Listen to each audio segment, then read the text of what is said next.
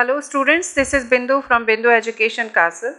Today I am going to explain the 8th chapter of First Flight, The Sermon at Banaras, written by Betty Renshaw. ये chapter Gautam Buddha के बारे में है, जो कि बौद्ध धर्म के फाउंडर हैं।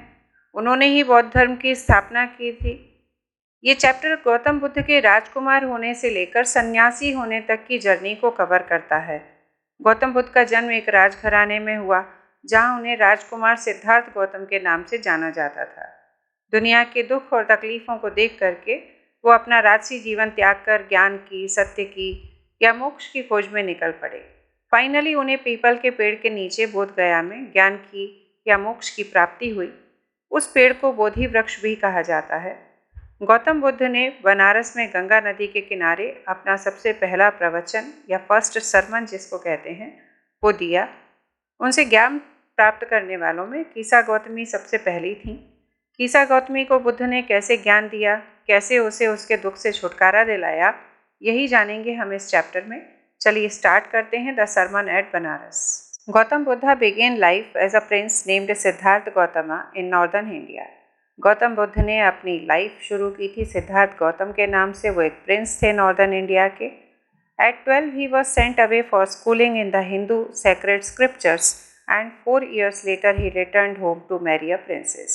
12 साल की उम्र में उन्हें पढ़ने लिखने के लिए भेज दिया गया, जहाँ पर उन्होंने हिंदू सैक्रेड स्क्रिप्चर्स मतलब कि धार्मिक ग्रंथों की शिक्षा ली। उसके 4 साल बाद वो अपने घर वापस लौटे, जहाँ उनकी शादी एक प्रिंसेस के साथ, एक राजकुमारी के साथ हो गई।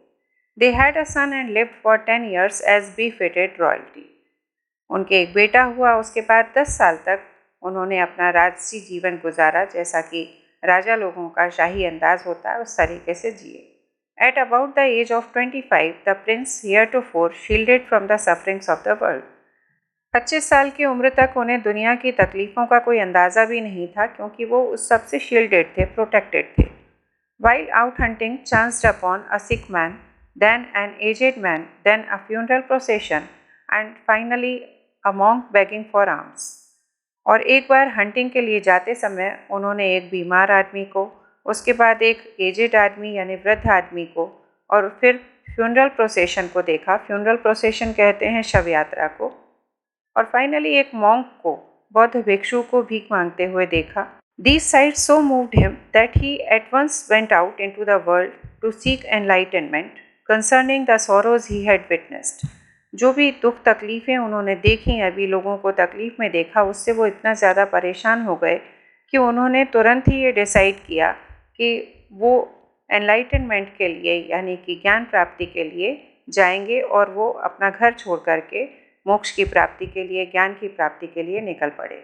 He wandered for 7 years and finally sat down under a peepal tree where he vowed to stay until enlightenment came. 7 साल तक वो यूं ही इधर उधर भटकते रहे और फाइनली वो एक पीपल के पेड़ के नीचे बैठ गए, जहाँ पर उन्होंने ये प्रण किया, ये कसम खाई कि जब तक उनको ज्ञान की प्राप्ति नहीं हो जाएगी वो तब तक यहीं बैठेंगे। Enlightened after 7 days, he renamed the tree the Bodhi tree, tree of wisdom, and began to teach and to share his new understandings. 7 दिन वहाँ बैठे रहने के बाद बुद्धा को ज्ञान की प्राप्ति हुई, एनलाइटेंड हुए, और उन्होंने उस पेड़ को, पीपल के पेड़ को नाम दिया बोधि ट्री। बोधि वृक्ष भी कहा जाता है उसे, जिसका मतलब है ट्री ऑफ विजडम, मतलब बुद्धि का पेड़। और उन्होंने जो भी उन्हें नया ज्ञान प्राप्त हुआ था उसे लोगों के साथ शेयर करना और उन्हें टीच करना शुरू किया। एट दैट पॉइंट ही became known as the Buddha, the awakened और द एनलाइटेंड। उसके बाद से उन्हें बुद्धा के नाम से जाना जाने लगा, जिसका मतलब होता है जो ज्ञानवान है, जिसे ज्ञान की प्राप्ति हो गई है। The Buddha preached his first sermon at the city of Banaras, most holy of the dipping places on the river Ganges. That sermon has been preserved and is given here. Buddha ने अपना पहला सरमन, पहली प्रीचिंग या पहला प्रवचन बनारस में गंगा नदी के किनारे दिया, जिसको आज भी प्रिजर्व करके रखा गया है, और वही इस चैप्टर में दिया हुआ है। It reflects the Buddha's wisdom about one inscrutable kind of suffering. Inscrutable means something which cannot be understood. ये बुद्धा के विजडम को बताता है। ये जो किस्सा है, ये जो प्रवचन है, वो उनकी समझ को बताता है। उस चीज़ को समझना, उस पेन को, उस दुख को समझना, जिसको समझना आसान नहीं है। Kisa Gautami had an only son and he died. Kisa Gautami एक यंग मदर थी जिसका एक बेटा था जो मर गया. In her grief, she carried the dead child to all her neighbors, asking them for medicine. And the people said she has lost her senses. The boy is dead. वो इतनी ज़्यादा दुखी होती है कि वो अपने मरे हुए बेटे को लेकर के, उसकी बॉडी लेकर के अपने पड़ोसियों के पास जाती है और उनसे मेडिसिन मांगती है, दवाई मांगती है. लोग देख कर के उसे कहते हैं कि ये पागल हो गई है, उसका बेटा तो मर चुका है. At length, Kisa Gautami met a man who replied to her request, I cannot give thee medicine for thy child, but I know a physician who can. आखिर वो एक आदमी से मिलती है जो उसकी रिक्वेस्ट पर आंसर करता है कि मैं तुम्हें मेडिसिन नहीं दे सकता, मैं कोई दवाई नहीं दे सकता तुम्हारे बच्चे के लिए, पर मैं एक ऐसे डॉक्टर को जानता हूँ, एक फिजिशियन को जानता हूँ जो ऐसा कर सकता है. And the girl said, pray tell me sir, who is it? Kisa Gotami उससे कहती है कि प्लीज़ मुझे बताइए कि वो कौन है. And the man replied, go to Shakya Muni the Buddha.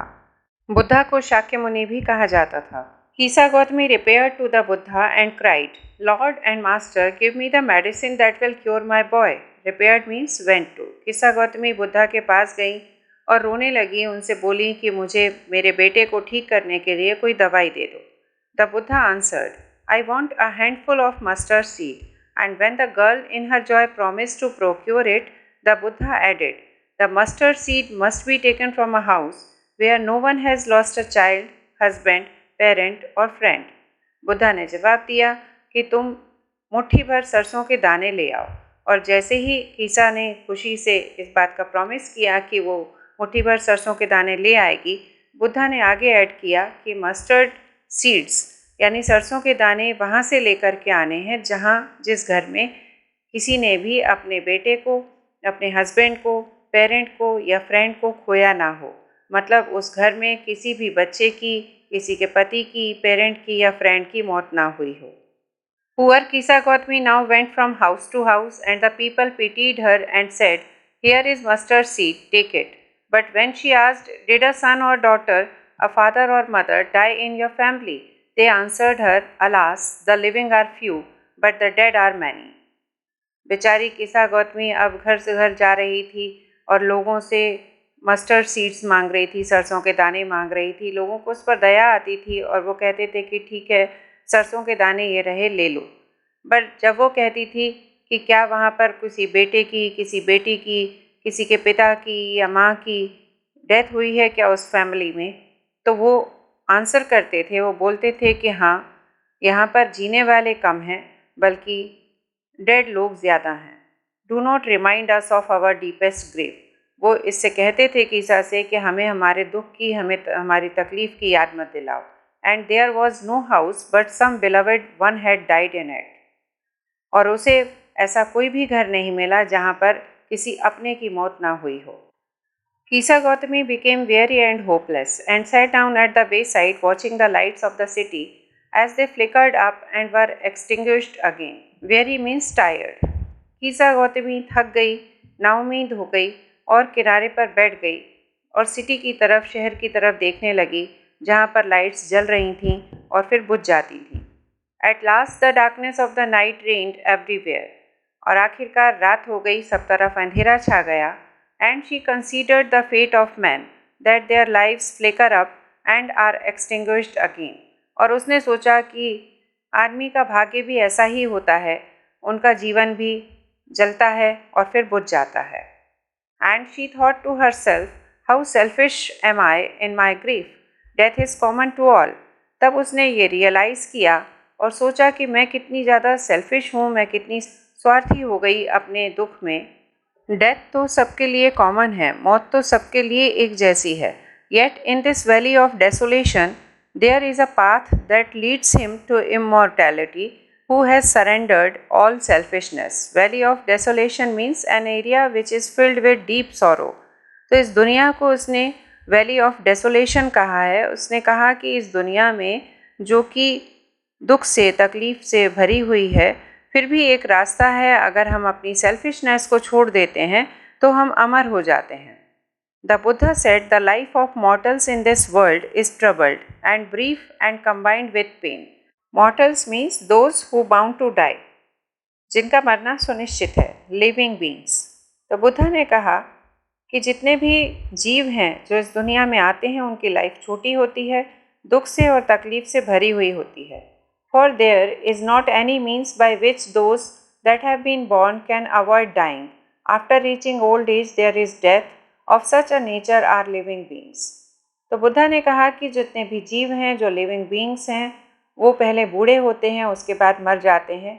कोई भी चाहे कुछ भी कर ले लेकिन अपना मरना वो अवॉइड नहीं कर सकता। As ripe fruits are early in danger of falling, so mortals when born are always in danger of death.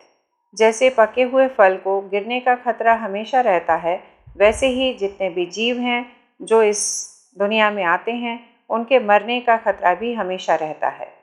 As all earthen vessels made by the potter end in being broken, so is the life of mortals. Buddha ने कहा कि जिस तरीके से कुम्हार के बनाए हुए मिट्टी के बर्तन अंत में टूटते हैं, वैसे ही लिविंग बींग्स की भी लाइफ है जिनको अंत में मरना होता है। Both young and adult, both those who are fools and those who are wise, all fall in to the power of death, all are subject to death. चाहे वो यंग हो या एडल्ट हो, बूढ़ा हो या जवान हो, कोई मूर्ख हो या बुद्धिमान हो, सभी को एक ना एक दिन मरना होता है, सभी को मौत से मिलना होता है।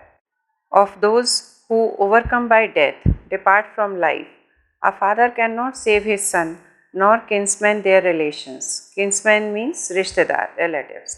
तो वो लोग जो कि मृत्यु से पराजित हो जाते हैं वो इस जीवन से चले जाते हैं। एक बाप अपने बेटे को भी नहीं बचा सकता, ना ही किसी को उसके रिश्तेदार बचा सकते हैं।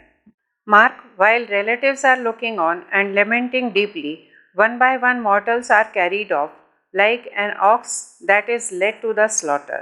Slaughter means killing of animals for their meat. तो याद रखो कि चाहे रिलेटिव्स आपको देखते रहें या शोक मनाते रहें, दुखी हों, पर एक एक करके सारे जीवों को मौत ले जाएगी, जैसे कि ऑक्स को स्लॉटर हाउस ले जाया जाता है। So the world is afflicted with death and decay. Therefore the wise do not grieve, knowing the terms of the world. तो ये दुनिया दुख से, तकलीफ से और परेशानियों से ही भरी हुई है। इसलिए जो वाइज होते हैं, बुद्धिमान होते हैं, वो दुख नहीं मनाते, क्योंकि उन्हें पता है कि ये इस दुनिया की रीत है कि जो इस दुनिया में आया है वो जाएगा भी। Not from weeping nor from grieving will anyone obtain peace of mind. On the contrary, his pain will be greater and his body will suffer. Buddha कहते हैं कि रोने से या शोक मनाने से, दुख मनाने से किसी को भी मन की शांति नहीं मिलेगी, बल्कि इसके विपरीत उसका दुख और ज़्यादा बढ़ जाएगा और जिसका असर उसकी बॉडी पर भी पड़ेगा। He will make himself sick and pale, yet the dead are not saved by his lamentation. Lamentation means expression of sorrow, रोना, विलाप करना। तो चाहे वो बीमार हो जाए, पीला पड़ जाए या अपनी बॉडी को कितना भी तकलीफ़ पहुंचा ले, लेकिन उसके रोने से और दुख मनाने से जो मर गया है वो वापस नहीं आ पाएगा, उसे वो सेव नहीं कर सकेगा। He who seeks peace should draw out the arrow of lamentation and complaint and grief. जो शांति चाहता है उसे इस दुख के तीर को निकाल फेंकना होगा, शिकायत और दुख को छोड़ना होगा। He who has drawn out the arrow and has become composed will obtain peace of mind. जो भी इस दुख के तीर को निकाल के फेंक देता है उसको मन की शांति मिल जाती है। He who has overcome all sorrow will become free from sorrow and be blessed. जो इस तकलीफ से, दुख से बाहर निकल आएगा वो इस सब से मुक्त हो जाएगा और उसे ऊपर वाले का, भगवान का आशीर्वाद मिलेगा।